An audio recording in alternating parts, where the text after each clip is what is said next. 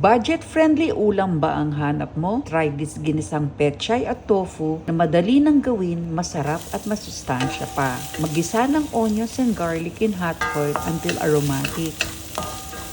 Add tomatoes and continue to cook until softened at mag-release ng juices. Gumamit ng firm tofu as a delicious protein source and break it apart into smaller pieces. Add about 2 cups of water and bring to a simmer.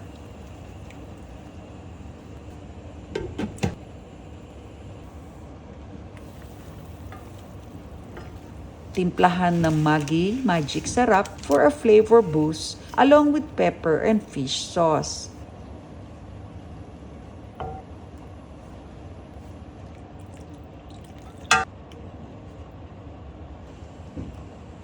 Ilagay ang baby pechay at continue to simmer hanggang just wilted ang mga leaves.